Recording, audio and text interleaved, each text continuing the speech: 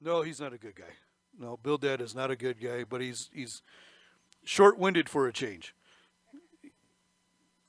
And I don't know if it's because Job interrupts on him and just shuts him down, but you got 6 verses of Bildad, then you have 6 chapters of Job. So no, he's not going to get a lot of time. And this is again, I believe we're done with Zophar and Eliphaz, and now we'll be done with Bildad. After Job, you get Elihu, and then the Lord, I believe. Yeah, no, Elihu's going to be the younger character, or Elihu. I think that's how you say his name, Elihu or Elihu. He comes after this 6 chapters of Job speaking. Bildad could very well be the younger of the 3 original, but one of them makes a statement of them being at least as old or older than Job's father. So all 3 of these guys are older than Job. I'm hoping we can get through a few chapters tonight. I kind of got stuck on chapter 28, and maybe that's as far as we'll get, anyways. But I got stuck because I got stuck watching a movie that Joe Focht recommended during his teaching on and he was covered one of the verses in 28, or a section there we'll look at. But it's a movie called the Privileged Planet. If you get a chance to watch it, you want to watch it. It's pretty amazing. We'll talk about it a little bit when we get there. Not so much the movie, but I mean, this is all I had to write on when I started watching the movie, and I just filled up. And there's no organization to this, so I'll have to go back and watch it with an actual notebook so I can write stuff down. But um, it's pretty amazing, and I don't I don't know if any of those guys.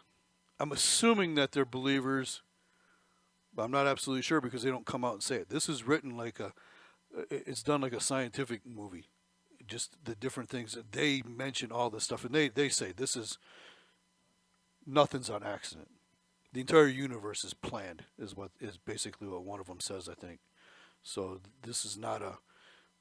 There's no way that chance had anything to do with this. So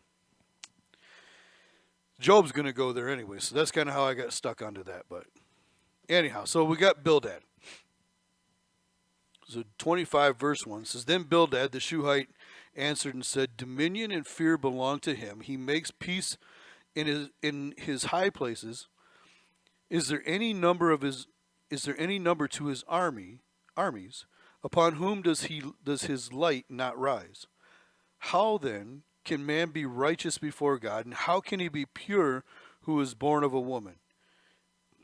Excuse me. Even the moon does not shine, and the stars are not pure in his sight, how much less man, who is a maggot, and a son of man, who is a worm? All right, so he's just not a nice guy. He's been the more rude of the 3 anyways, but now we look at this and certainly we can see some truth in this, right? I mean, dominion and fear belong to the Lord, to him, speaking of the Lord. He makes peace in his high places. He has no idea, but that's really what God's doing in this. This is between God and Satan has kind of brought this about, and he's establishing his authority and his power and his ability to change a man and have a man's attention in spite of whatever Satan does. So he's making his peace in the heavenlies, and we see in the end in Revelation, finally Satan and the ones that follow him are just booted out of heaven for good, and they won't even have this opportunity to come before the Lord to answer anymore. So is there any number to his armies? Psalm 68 kind of describes this. And we see certain references both to angels and to the saints, like in Revelation, 10,000 times 10,000s, and really these great numbers and these great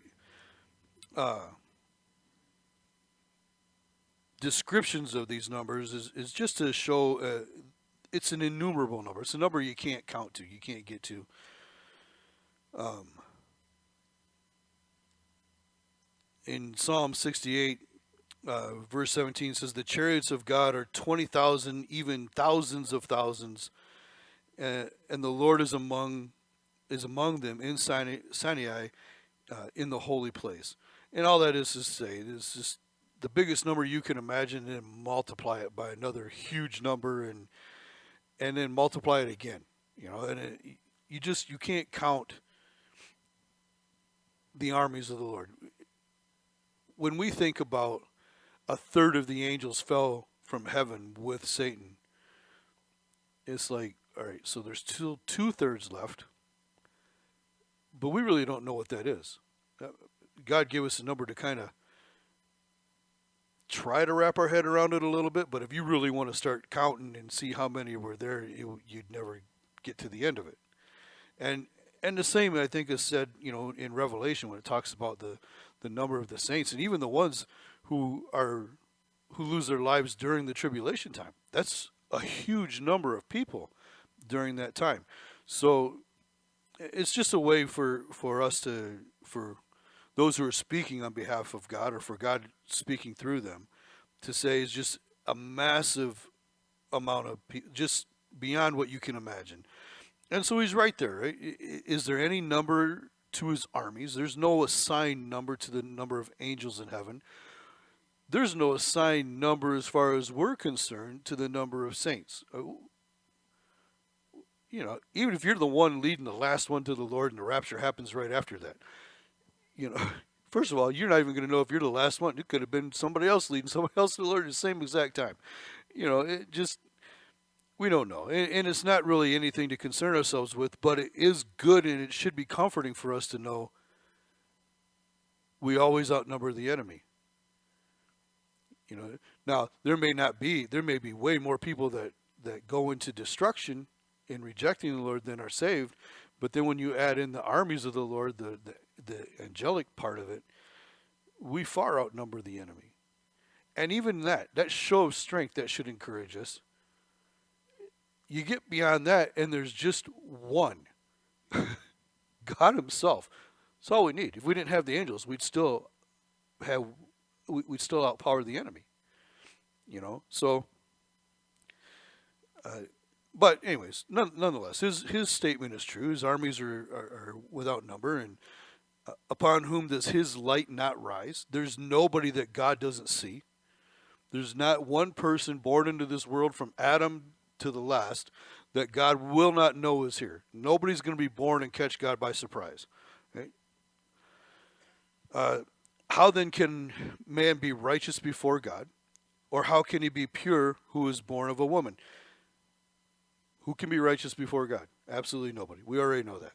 God has said that. The righteousness of our righteousness compared to God's is as filthy rags. The heart of a man is wicked beyond anything else. And we have all of those verses that come after Bildad says this. So these realizations are not new when they were written later on.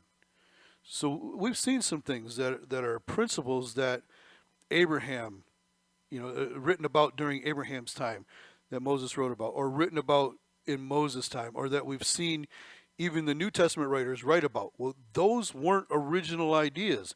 The idea of God, the morality of God, the righteousness of God, the power of God has been evident from the beginning.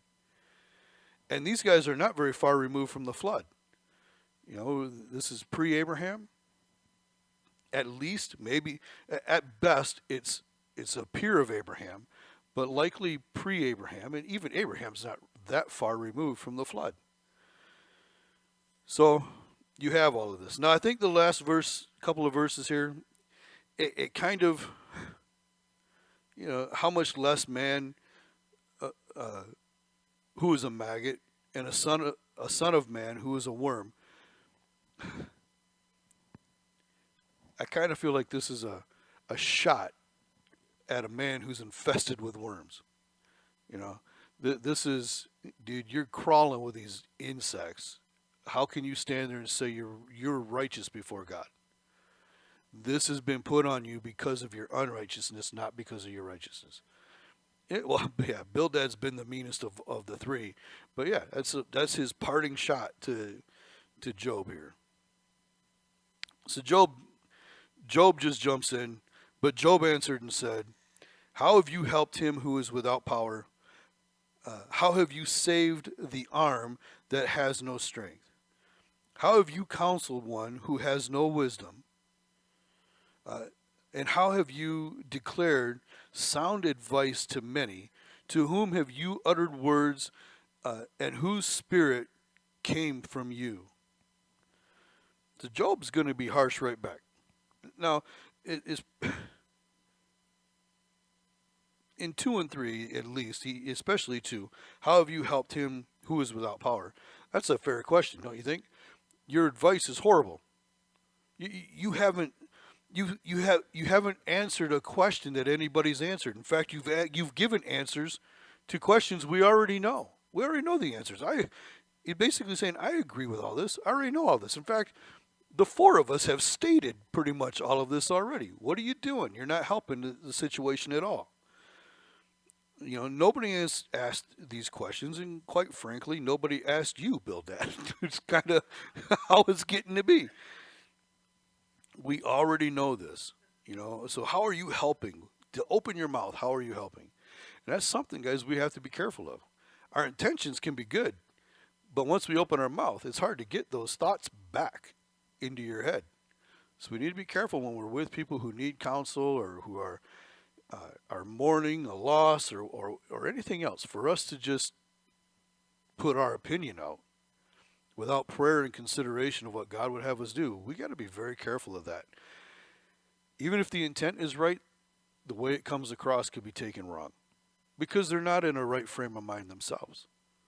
You know, I've been in places where I don't want anybody to say anything to me. I don't want my best friend to say anything to me because nothing he's going to say is going to make me feel better, and I know it. And it's not good. And so, anyways, Job just kind of throws this back at him. You're not helping. You haven't declared any sound advice to anybody. To whom have you uttered words, and whose spirit came from you? Now, I don't know if he's kind of taking a shot here, like you're not speaking from God, you're speaking from the enemy, or if it's who taught you this, whose words and whose advice are you spewing? And again, that's a trap we fall into. We don't study the Word of God, and all we do is listen to other people or we read books. Pretty soon, we're saying what they have to say, and we're not saying, and we're not checking up, and we're not finding out if this is what God has said. You know, this morning, I went into a little bit of a panic attack because I wasn't really feeling very prepared for today. I hadn't had a lot of time to do any kind of studying or even listen to anybody. So I clicked on for Joe Focht to listen to him. I set my phone in the windowsill right above the sink as I was getting ready to wash dishes. And I pulled my hand back, and it just jumped all by itself, bloop, right in the water. And I'm like, ha ha! I grabbed my phone. Thankfully, I had my case on it. Pulled it out, ripped the case off, started drying it off, hopefully to get it all done before anything got inside the phone itself. And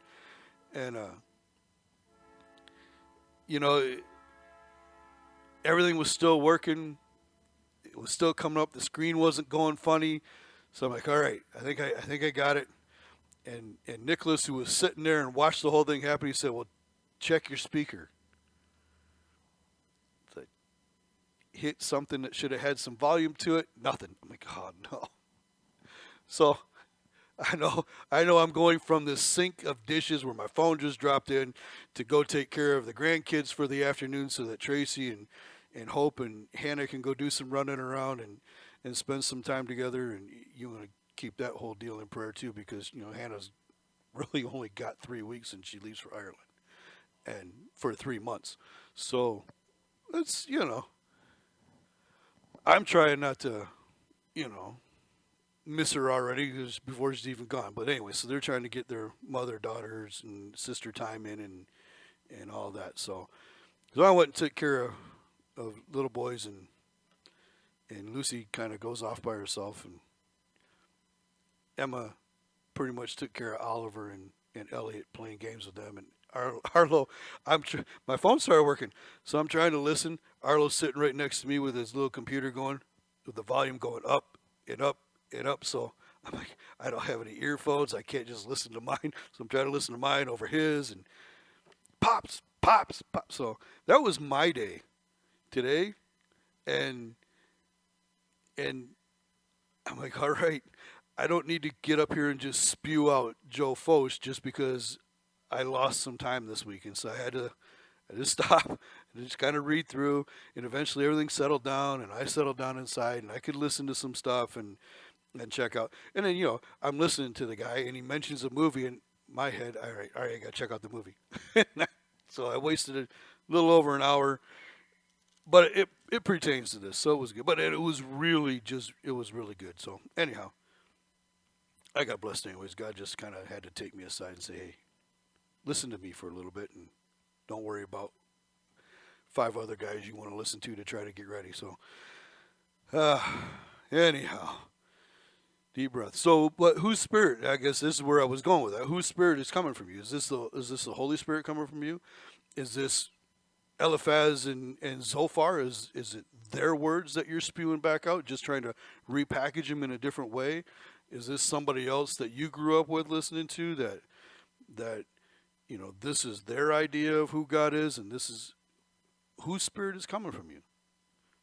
Is it the Spirit of God, or is it the spirit of Satan? That's coming. And so Job, I think, kind of rightfully, whether that should stay in your head, that kind of idea, or whether it should come out of your mouth, you have to kind of determine at the time. But anyhow, verse 5: the dead tremble, those under the waters and those inhabiting them. Sheol is naked before him, and destruction has no covering. Not exactly sure what all that means. Let's be honest with you. Job is either getting really deep, or he's just so frustrated. And,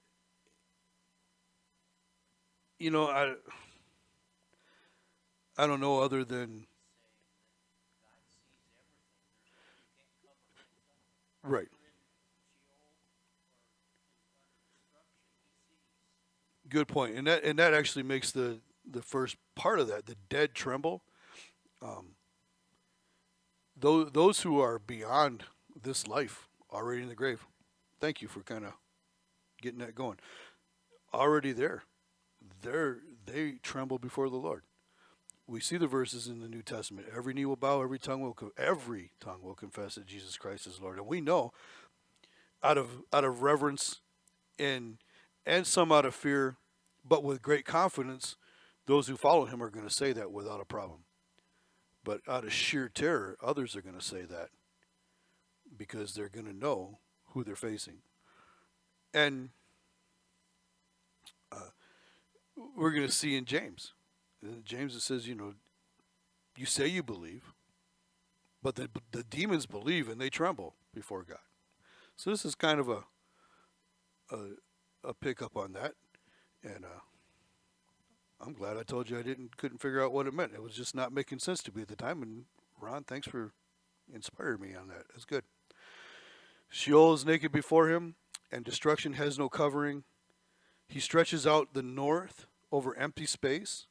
He hangs the earth on nothing. He binds up the water in his thick clouds.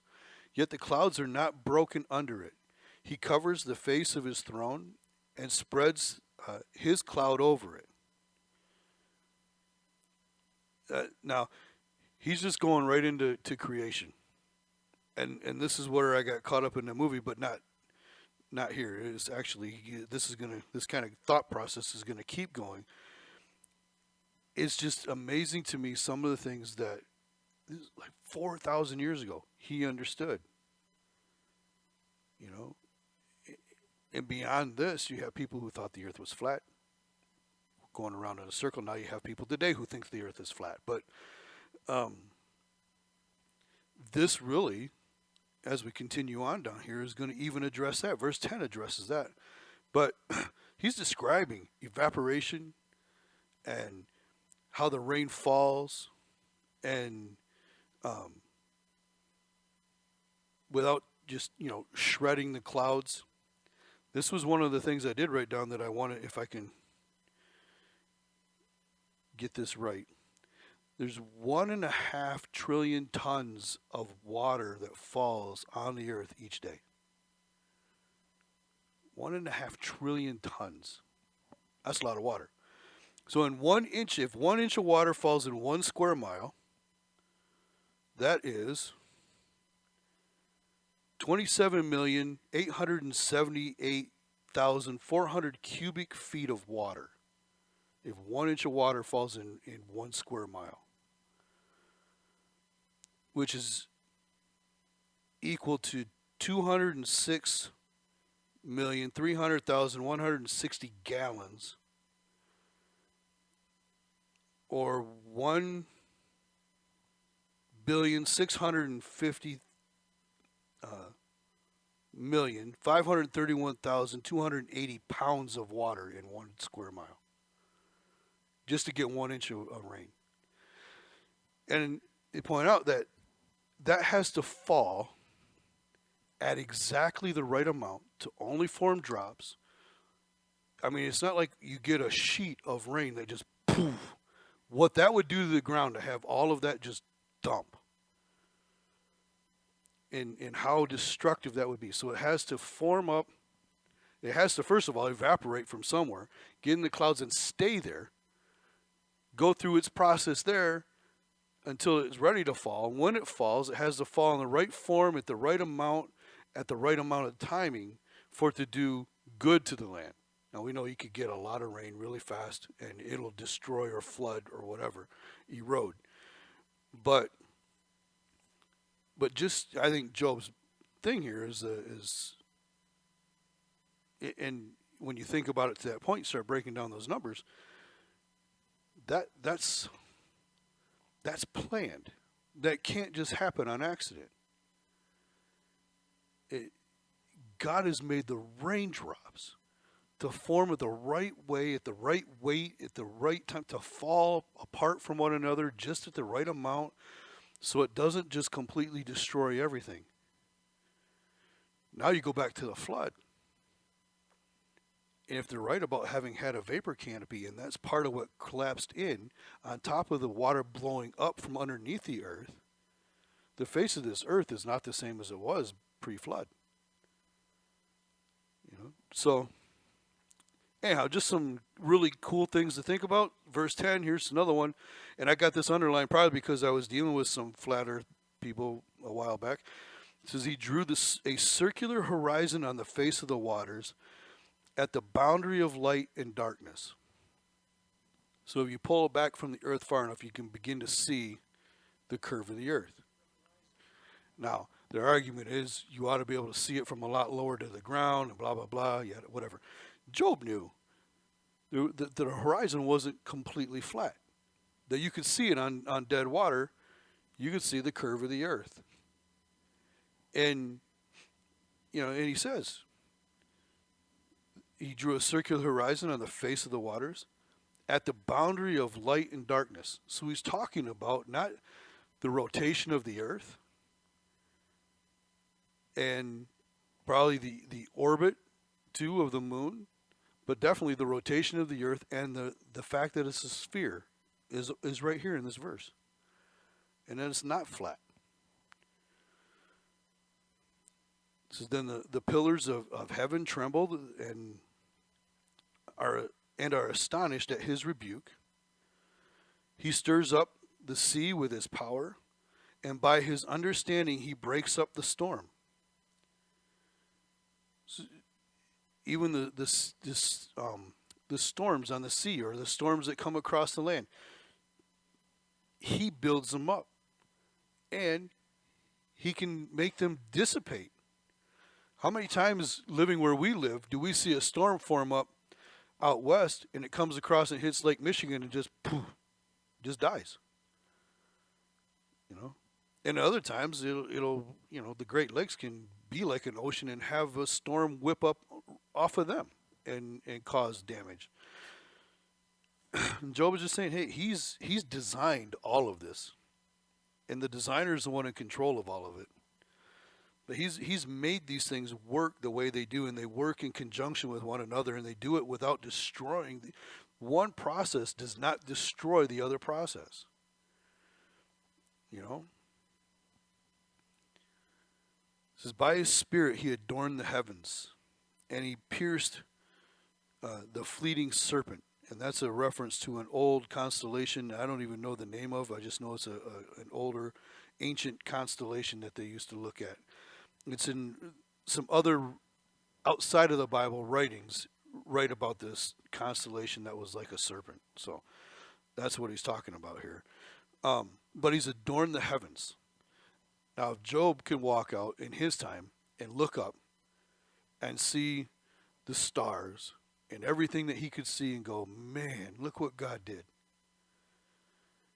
And if you've ever been in a place like in a desert where there's no city lights and there's no moon, stars are amazing. But then we look at the pictures that we get back from like a Hubble telescope and some of these other things and these explorative research type satellites that we've sent off out into the solar system and then off out into the universe. And we get the pictures back that we get, and they're amazing. And Job was just saying, hey, he garnished.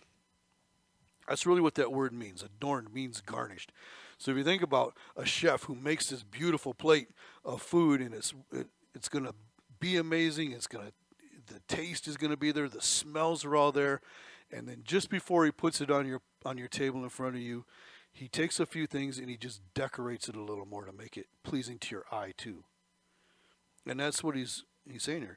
God created the heavens and the earth, but God made them beautiful for us to be able to look at and to enjoy.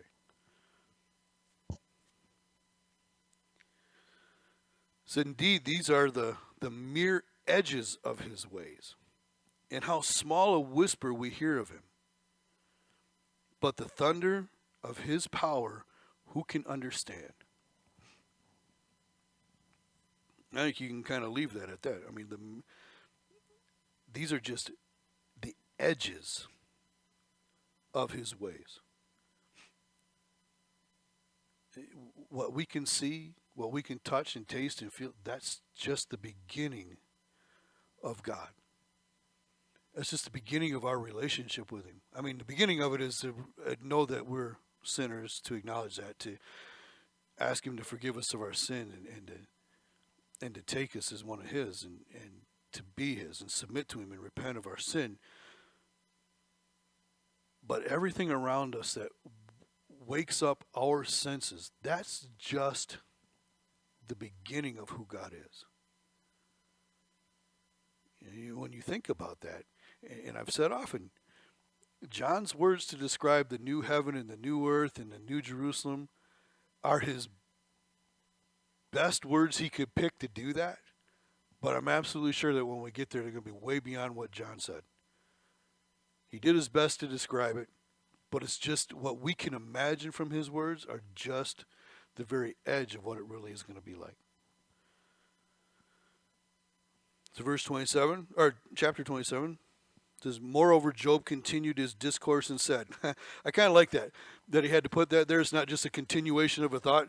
Moreover, I have a picture of one of those guys getting ready to speak, and Job just says, boom, no, wait. No more from you guys. I got this. As God lives, who has taken away my justice, and the Almighty, as God lives, who has taken away my justice, and the Almighty, who has made my soul bitter, as long as my breath is in me, and the breath of God in my nostrils, my lips will not speak wickedness, nor my tongue utter deceit. Far be it from me that I should say to you that I should say you are right. Till I die, I will not put away my integrity from me. My righteousness I hold fast and will not let it go. My heart shall not reproach me as long as I live. Look at that. I will not, just because you won't leave me alone, I will not back down from this right stance. To back down from these guys would have dishonored God. It would have then made Job wrong. Even though the accusation's there and it's not true, and one of them just, you remember last week or the week before, just came out and started accusing him of things. And he's saying, as long as God lives, as long as I have my breath, and as long as the breath of God is in my nostrils, as long as he lets me keep taking breath,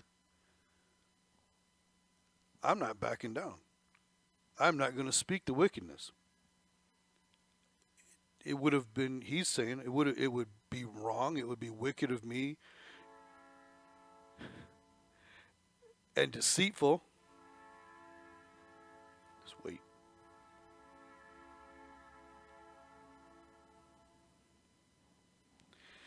It would be deceitful. He would be entering into a lie for him to say that they were right. And so he says, far be it from me. I won't do that. I will not dishonor God that way, that I should say you are right. Till I die, I will not put away my integrity from me. Man, we sometimes will sell out our integrity for pretty cheap, unfortunately. And, you know, we should guard that as a great treasure when God has made us and brought us into a place where we can say, hey, I believe, or whatever it is, I'm going to do what's right no matter what. And then we get a little bit of pressure from somebody else and we cave in. And we need to not, and it's going to be hard. And listen, it's going to be hard in the coming future. The pressure for us as believers to compromise the Word of God. People out there now say, you hate. And we say, we don't hate. And we can't back down from that. And they're not going to like it. But we cannot say, all right, you know what, just to make my life easier and so you'll leave me alone and go away. You're right. Fine. If that's how you want to see it, that's how you want to see it, then go ahead, and that's how it is. It's hate speech. Fine. We can't do that. This isn't hate speech. This is an effort to direct people into the righteousness of God and away from wickedness and evil. And I'm hoping I'm using a right example here, but it's really just kind of how I'm thinking that it's how you apply this. We don't back down. Our integrity before God is important. And he hangs on to this, and when we get to the end, again, we see God testify of Job not sinning. And all this, Job never sinned. You know, at some point, God stands up for Job and sets him up.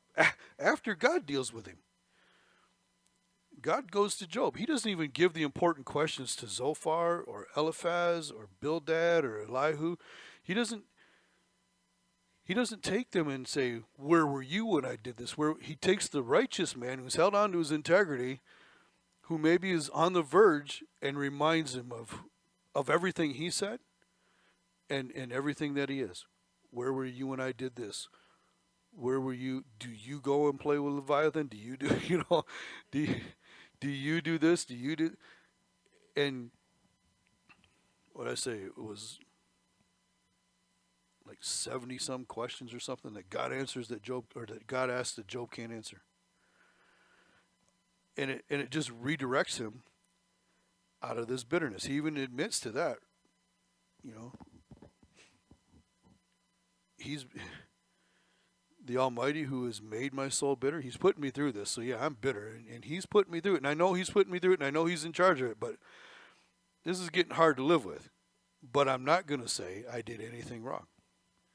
Anyhow, moving on. Verse 7 says, may my enemy be like the wicked, and he who rises up against me like the unrighteous. For what is the hope of the hypocrite, though he may gain much, if God takes away his life? Will God hear his cry when trouble comes upon him? Will he delight himself in the Almighty? Will he always call on God?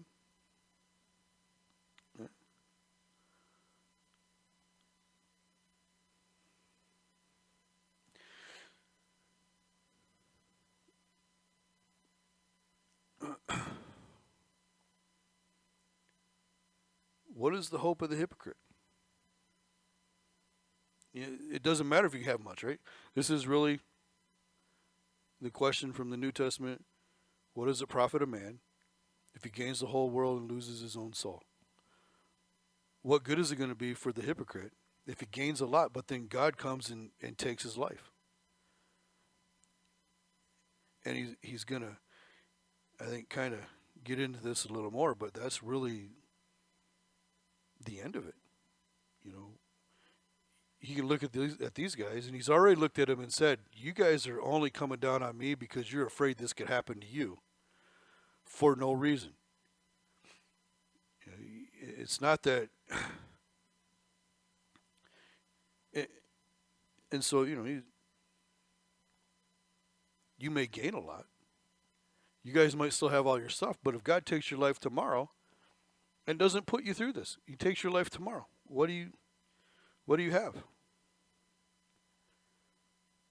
So will he delight himself in the Almighty then? What, are you going to wait till the last second? How many times do you hear that? You know, I'll wait till the tribulation time. When I see it all happen, then I'll give my heart to the Lord. Really? You can't do it now. How are you going to do it when it's way worse? You know, he's saying you're gonna wait till the last second and cry out to the Lord when trouble comes on him.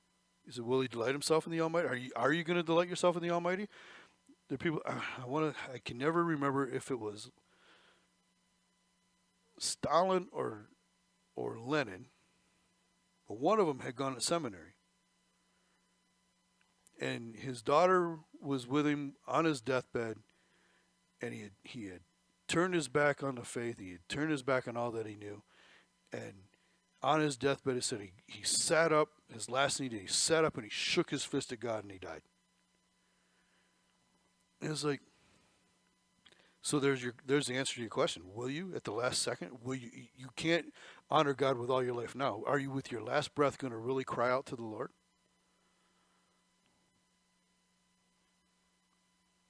Verse 11, I will teach you about the hand of God. What is with the Almighty I will not conceal. Surely all of you have seen it. Why then do you behave with complete nonsense? Now, this is a guy who can barely breathe, who can't taste anything when he does eat, or can't eat anything that has any taste to it. He's infested with worms, got all these sorts, he's in a lot of pain, fever, the whole thing. And now he's going to go on a tirade, and he's kind of taking these guys to task. I'm going to teach you. Why then do you behave with complete nonsense? This is the portion of a wicked man with God, and the heritage of oppressors received from the Almighty. If his children are multiplied, it is for the sword, and his offspring shall not be satisfied with bread. Those who survive him shall be buried in death, and their widows shall not weep. Though he heaps up silver like dust and piles up clothing like clay, he may pile it up, but the just will wear it, and the innocent will divide the silver. He builds his house like a moth. In other words, it's just like a cocoon, like a booth which a watchman makes. The rich man will lie down, but not be gathered up. He opens his eyes, and he is no more. Terror overtakes him like a flood. A tempest steals him away in the night. The east wind carries him away, and he is gone. It sweeps him out of his place. It hurls against him and does not spare. He flees desperately from its power. Man shall clap their hands at him, and shall hiss him out of his place. You can pile it up. You can save it up. You know, you've heard people say you never see a U-Haul behind a hearse. You can store it all up and you're not taking it with you. Eventually, it's going to be you naked before God. You're going to die like anybody else is going to die. It's appointed once for a man to die, and then the judgment. And the terror is going to come on you just like anybody else. Your stuff's going to be given away. You know, whatever you pile up, whatever you store up, whatever you put your wealth in, your perceived wealth in, here, doesn't go with you to heaven, unless your perceived wealth is in heaven. Right? Again, the whole principle that Jesus taught: store up for yourself treasure in heaven, where thieves can't break in and steal, where moth and rust can't destroy. That's where to make your investment. That's where to put it. Now, can you have stuff and enjoy it? Yeah, but it shouldn't be your life. You know, it should not be your life. We could find out. Well, look at Venezuela. Was the richest Latin American country 10 years ago. And anybody who had stuff, anybody who had any kind of wealth there, once that new government took over, the socialist government took over, it started the destruction of that country. And now, people who maybe had a decent life are living in the streets, and they have no power most of the time. They don't have any water most of the time, and it's a bad deal. And that kind of thing happens all over the place. But the reality of it is, and I think kind of maybe the end of what Job is saying there, death kind of levels the playing field for everybody. That's the one thing we all have in common. We have that in common with the lost. A saved person has that in common with the lost. Death is going to find everybody. I mean, outside of the rapture taking us, but even still, that if the Lord tarries 50 years from now, then death is going to find us. And it's going to find the poor guy just like it finds the rich guy. And you can go to the free stores and the Goodwill stores, and you see what's left of people's estates sitting on the shelves. So, and in the end, men will clap their hands at him and shall hiss him out of his place. So an unrighteous man, a wicked man, pretty much, Job is saying, everybody's going to be happy to see you go. It's not going to be a mourning time. It's going to be a time of rejoicing to see you go. Surely there is a mine for silver, and a place where gold is refined. Iron is taken from the earth, and copper is smelted for ore, or from ore. Man puts an end to darkness, and searches every recess for ore in the darkness and the shadow of death. He breaks open a shaft away from people. In places forgotten by feet, they hang far away from men. They swing to and fro. As for the earth, from it comes bread, but underneath it is turned up as fire. Right, so basically, he's describing the whole mining process. I don't know when they think the Iron Age was or whatever, but this is a guy who's right out of the flood. And actually, when you read the Bible and you see pre-flood, they were already working with iron and forging and that kind of stuff. And there's a lot of speculation as to what they were able to do before the flood, being that they weren't that far removed from Adam and the knowledge and intelligence that they probably had then. Anyways, you can go down into the earth, you can pull all of this stuff out. He's describing the wisdom that God has given men to be able to pull these things out, but you're finding value in it, and you have to go down into the shadow of death. You have to go down into the earth to find this valuable stuff. As for the earth, though, verse 5, it says, from it comes bread, but underneath it, it is turned up by fire. and that's the volcanic activity. You know, you be growing a field of wheat over here to be able to, or grains to be able to grow your bread and make your bread, and over here all of a sudden a mountain blows up and you see the lava come out and and all that. So he knows the men have their processes, but they can't stop or control the processes that God has put on the earth. And we still can't. We can't stop volcanoes from blowing up. Can't stop earthquakes from happening. We can predict when they're going to happen now pretty accurately, but we can't stop them from happening. It's all a process that God has made. We may plow and plant above the earth to grow our food and whatever, and make plans and have the knowledge to be able to do that and wisdom to be able to do that. But what's to stop us? How do we stop the ground from just blowing up and all that and wrecking our plans? You know, the stones are the source of sapphires, and it contains gold dust. And so our gems, our rubies, our sapphires, and I think he's even going to mention rubies, but all that stuff is under pressure, and it develops because of the pressure of the earth on those rocks until they turn into the gemstones. It says in the path, that path, no bird knows, nor has any falcon's eye seen it. The proud lions have not trodden it, nor has the fierce lion passed over it. He puts his hand on the flint. He overturns the mountains at the roots. He cuts out channels in the rocks, and his eye sees every precious thing. He dams up the streams from trickling. What is hidden, he brings forth to light. So God sees everything. God exposes everything.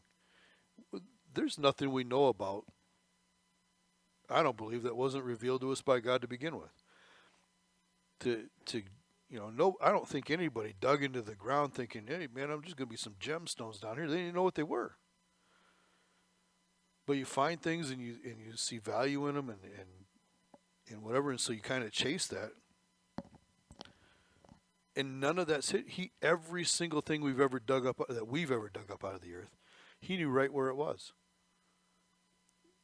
When a person dug their first gold mine and found gold and was surprised and began to celebrate, God's like, yeah, I put it there. I knew right where it was. And probably that's the whole of the message, is that God is in control. Nothing gets him by surprise. He's so in control of everything. He's processed everything, or he started the processes of everything. He created everything. He's put it all into motion and still controls it. Nothing surprises him. But verse 12, but where can wisdom be found? We can find all this other stuff.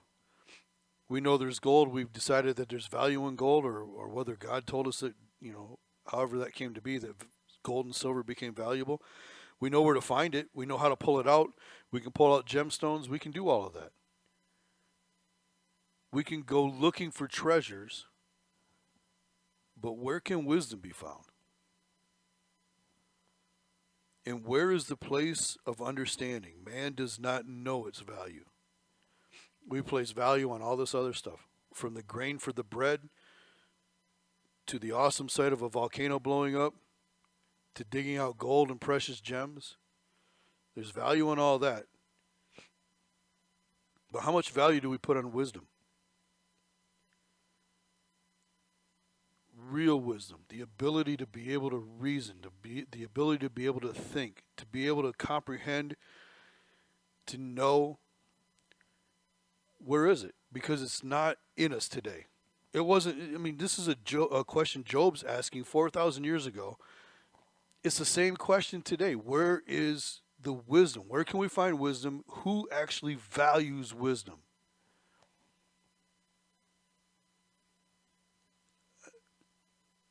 I can't get on my political rants, but you know what I mean? You look at the politics and tell me there's wisdom in most of that. You know, huh? Solomon, right? Yeah, you go back to Solomon, read the Proverbs and that, you know. But we want to steer clear of God, and there is no wisdom of it. In Romans chapter 1, man, they give over. They quit using wisdom and understanding, and they follow after things. They're worshiping things that they've made with their own hands.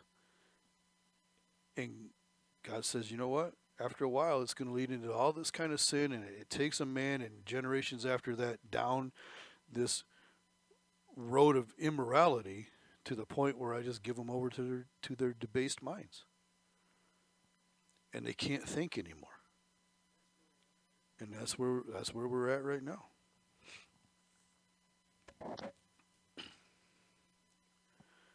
Man does not know its value, nor is it found in the land of the living. The deep says, it is not in me. And the sea says, it is not in me, or not with me. Now, every once in a while still, you hear, because you get all these TV channels and reality shows, and people are exploring here to find this treasure, and exploring there to find this treasure, and they'll talk about our last frontier is in the ocean. It's this. But the deep says, wisdom's not in me. The sea says it's not in me. You know what? I think it'd be really cool to be able to take some subs down, go see, click pictures of some amazing things that live down there. And that's all well and good. I like to see those as much as I like to see the pictures of the stars in outer space. But if we're looking for something of real value, we should be looking for wisdom. It says, it cannot be purchased with gold or for gold, nor can silver be weighed for its price.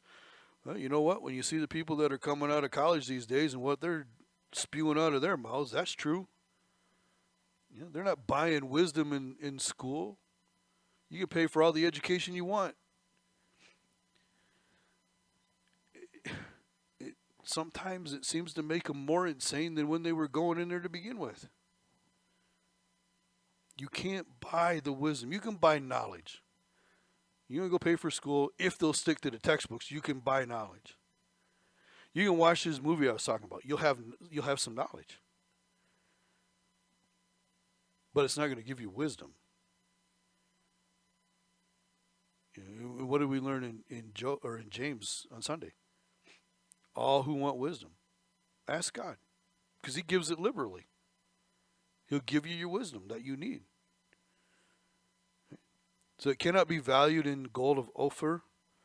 It's precious onyx, or in precious onyx or sapphire. Neither gold nor crystal can equal it, nor can it be exchanged for jewelry of fine gold. No mention shall be made of coral or quartz, for the price of wisdom is above rubies. The topaz of Ethiopia cannot equal it, nor can it be valued in pure gold. From where, then, does wisdom come? And where is the place of understanding? It is hidden from the eyes of all living, and concealed from the bird of the air. Destruction and death say, we have heard a report about it with our ears. God understands its ways, and he knows its place, for he took the ends of the earth and sees under the whole heavens, to establish a weight for wind and apportion the water by measure. The waters measure by anyways. When he made a law for the rain and a path for the thunderbolt, he saw wisdom and declared it. He prepared it. Indeed, he searched it out. And to man he said, behold, the fear of the Lord, that is wisdom, and to depart from evil is understanding. Fear God and shun evil. That was the testimony of God about Job to Satan. He fears the Lord and he shuns evil. And in all of this, the beat down from his friends, all that he's going through, he understands this, and he this has been the foundation of his life. Fear God and depart from evil.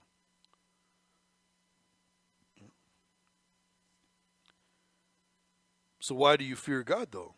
I mean, he's given here this understanding of he took the ends of the earth and sees under the whole heavens to establish the weight of wind and the apportion waters by measure. And again, this is more reference to creation and what he's done. And this is these references to that, and the reference to that movie is just it's amazing that when you you hear a lot of creationists talk about how we're right in the right spot in the solar system to support life. If we were 5% closer to the sun, we'd burn up and we'd be just like Venus. If we were 20% farther, we'd be frozen like Mars. We'd have carbon dioxide clouds that would come up and would freeze everything, and we'd be done.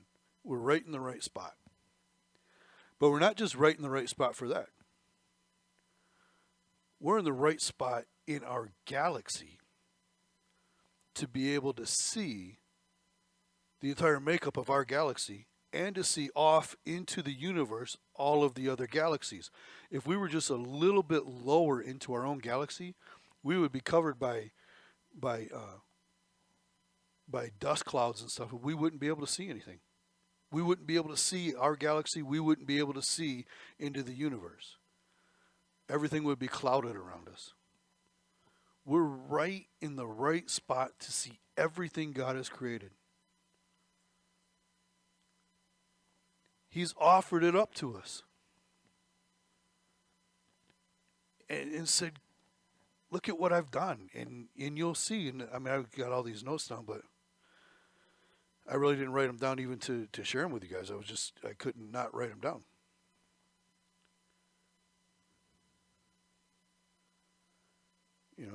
I mean, they talk about our magnetic field being able to block us from all the different radiations that come from the sun and come from the rest of the universe, except for one kind of radiation, and that one kind of radiation is what we have to have for life on the planet. All the rest of the radiations, all the different radiations are all blocked because of our magnetic field, but our magnetic field is exactly the right size to do that because our planet is exactly the right size. And our moon is exactly the right size to block out the sun for a full eclipse. If we're on there's not any other planet that can experience an eclipse like we do here. So he's put us on exactly the right place to observe everything that he's made in exactly the right way. And yet we don't fear him. We have no regard for him. And that is we keep thinking, oh, we'll find another planet like Earth to be able. They have to be in exactly the right spot, exactly the right size, exactly the right distance from their sun. And the sun has to be exactly the same kind of sun that we have. And the probability of it is astronomical and basically mathematically impossible. And instead of looking for God who has set it all up and looking out and saying, man, there's galaxies out there that are bigger than our galaxy, and we don't even know how many there are. We don't even see them all. We haven't discovered all the other galaxies. And all the stars, the billions and billions of stars, or however many stars are in a galaxy alone. And we're in exactly the right spot to see it all, to be protected from what we need to be protected from, to benefit from the things we need to benefit from, to be able to support this life. God designed everything, right down to the cell in your body,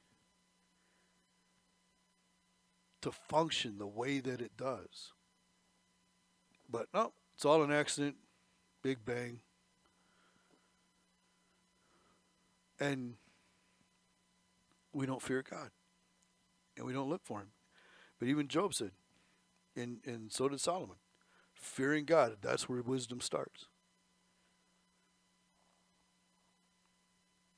To know that he did this, to understand, and the beginning of understanding, to understand that he did this. And if we fear him, all of a sudden he starts opening these things up and how they work and what they all do.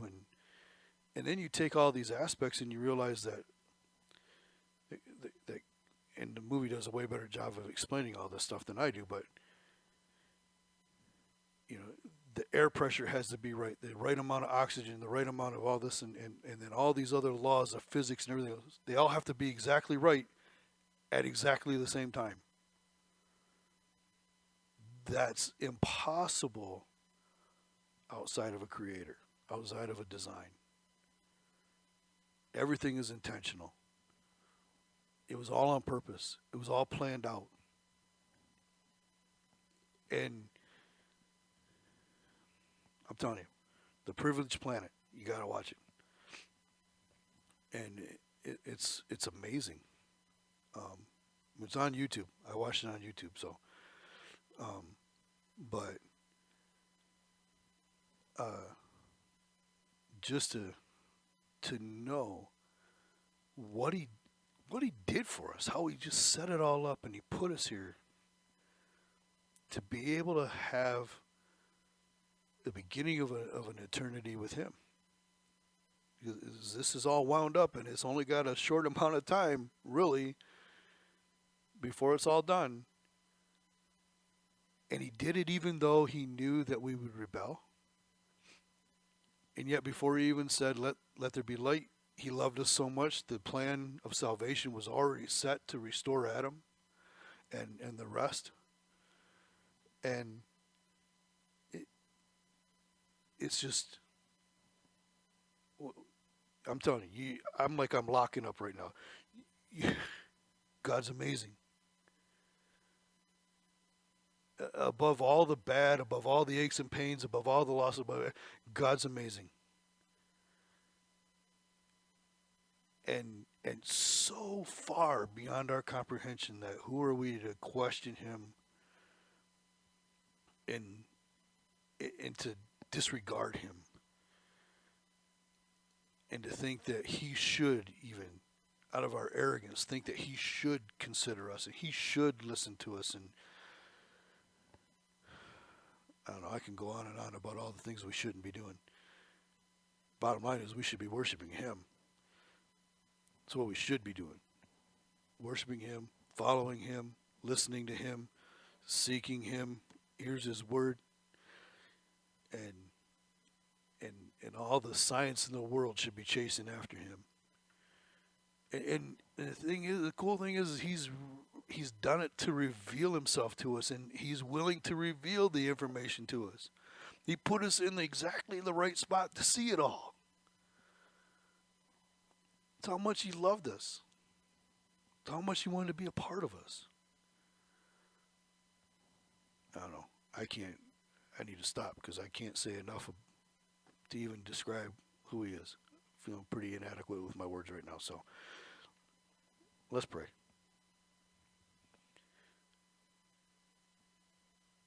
Father, thank you for everything. Lord, I pray that every day when we wake up and as we breathe and take in air and oxygen and all the elements, and that we would remember that those things come from you, that the ability to take it in comes from you, and our bodies function according to your plan and your will.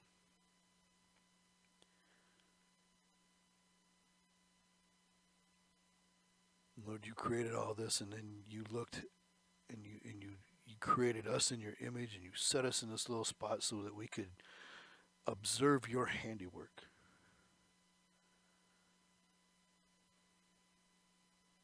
Lord, I pray that we would never, as believers, never ever take that for granted.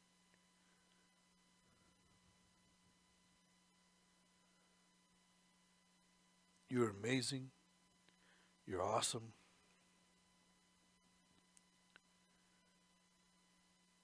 You're holy.